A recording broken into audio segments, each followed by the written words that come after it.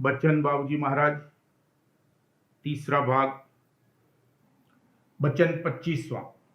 आगरा, 20 जून 1938।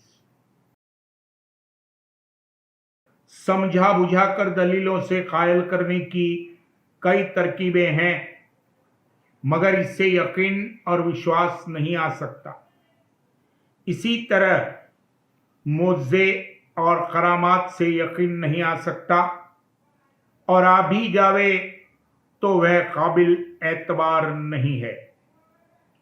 प्रेम से शब्द अभ्यास करने से एतकाद आ सकता है। सुर्त का भेद सिर्फ संतों ने दिया है। संतों के आने से पेशतर सुर्त से सब नावाकिफ थे। जब कुछ सुर्त बरामद हुई और बरामद होने का सामान पैदा हुआ और वक्त आया, तब संत यहां पधारे और सुर्त का भेद और पता दिया और शब्द दृढ़ाया। संतों ने कहा कि जिसको तुम आत्मा और परमात्मा मानते थे और जिसको रूह और खुदा और अपना माबूद गर्दाना था, उसके सिवाय कोई और चीज है जिसको सुर्त कहते हैं। शब्द सब जगह है और सब मजहबों में अपने अपने दर्जे का शब्द बताया है, मगर जिस शब्द का भेद संतों ने दिया है वो सबसे अलग और न्यारा है। वह सत्य पुरुष का सत्य शब्द है। उसका विश्वास और यकीन केवल सुर्त को हो सकता है। सुर्त उस शब्द की जात और जौहर है।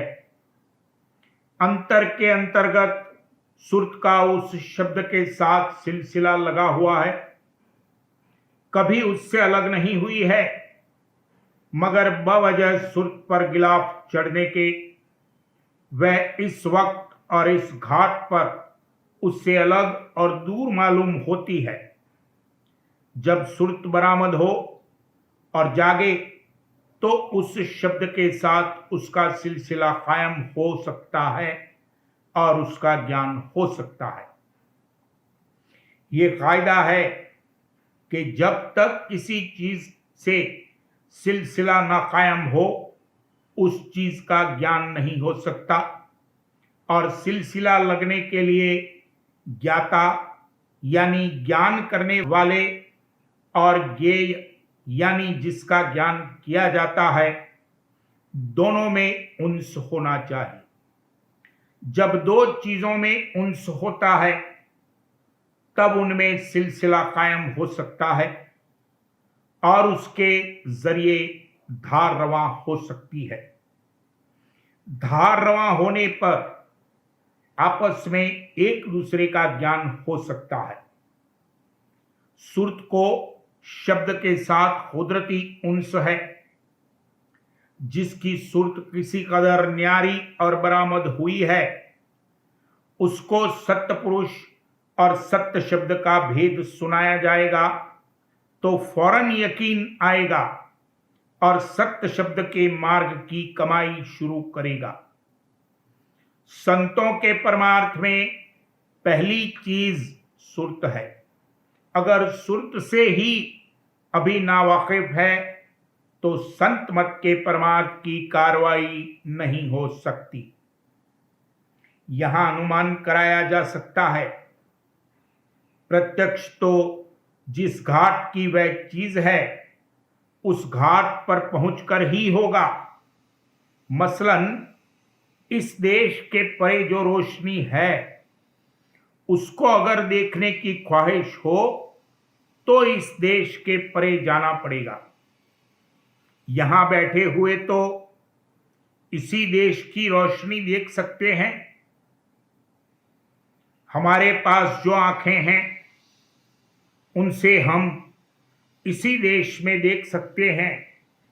परे की रचना इन आंखों से नहीं देख सकती।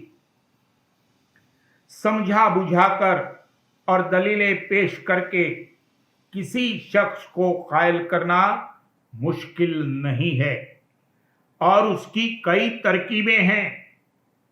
अगर ये साबित कर दिया जावे कि एक शख्स जो उसूल बयान करता है उससे कुछ चीजों का जवाब मिल सकता है और बाकी का नहीं मिलता, या किसी भी चीज का जवाब नहीं मिलता, और दूसरा शख्स जो बात कहता है उससे बहुत ज्यादा या सब चीजों का जवाब मिल सकता है, तो पहले शख्स को मंजूर करना पड़ेगा कि उसके उसूल में गलती, कमी और कसर है। कायल करने की एक तो यह रीत हो सकती है। दूसरी ये है कि जो बात कोई शख्स कहता है उसको मनतिक के कायदे से गलत साबित कर दिया जावे। तीसरी रीत मिसाल और मुशाहबत की है। इन तरकीबों से किसी शख्स को कायल किया जा सकता है, मगर कायल हो जाना ख्वामख्वाह इस बात को नहीं जाहिर करता है कि उस शख्स को यकीन और एतबार आ गया और वह उस पर कार्रवाई करने को तैयार है। कार्रवाई तो बिना यकीन और एतबार आए हुए कर ही नहीं सकता। यकीन और एतबार तभी आएगा जब उसके लिए उन्स और जौहर पैदा होगा। अगर सुर्त का जौहर नहीं बरामद हुआ है तो न सत्य देश के सत्य शब्द के लिए उन्स, यकीन और एतबार पैदा होगा और न उसकी प्राप्ति के लिए कार्रवाई कर सकता है। कहने का मतलब यह है कि दलायल अक्ली व इल्मी से कायल कर देना और बात है, और यकीन व एतबार का आना और बात है। महज अक्ली व इल्मी तौर पर संत मत को समझकर परमार्थ की कार्रवाई नहीं कर सकता। संत मत के परमार्थ के लिए सुर्त का अलग वजूद कायम होना चाहिए। लिखा है कि कबीर साहब ने ब्रह्मा को समझाया और उसको सत्पुरुष से मिलने का शौक भी हुआ, मगर काल ने बहका दिया। उसमें वो जौहर ही नहीं है जिससे वह सत्पुरुष के वजूद का यकीन और एतबार ला सके। तमाम त्रिलोकी में कोई नहीं था जिसको सत्पुरुष पर यकीन और विश्वास हो। काल को सत्पुरुष की खबर थी, मगर इस भेद को उसने छिपा कर रखा, किसी पर जाहिर नहीं किया।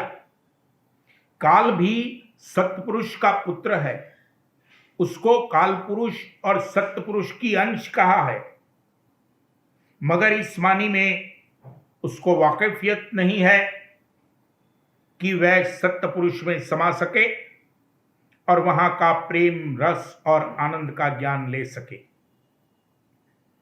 अगर यही हो सकता तो फिर काल सत्पुरुष को पीठ देकर ही क्यों आता। कहने का मतलब यह है कि बहका क्या दिया, उसको सत्य देश से कोई उन्स ही नहीं है। कभी उसको सत्य देश का यकीन हो ही नहीं सकता। जैसे अकली व इल्मी दलायल से कायल हो जाना कोई चीज नहीं है, वैसे ही करामात और मुज्जे से आए हुए यकीन का भी कोई भरोसा नहीं है। मालिक को क्या मुश्किल है, एक करामात या मुज्जा ऐसा दिखा सकता है कि सारी दुनिया बेहिस्सो हरकत और लाचार होकर कदमों पर सिर रख दे, मगर इससे कुछ नहीं होगा। मालिक का इश्क और प्रेम नहीं पैदा हो सकता और बिना इश्क के विसाल नहीं हो सकता। कोई नहीं जानता है कि संतों का प्रेम कहने से क्या मतलब है। ये कहा जा सकता है कि सिवा संतों के कोई प्रेम नहीं कर सकता।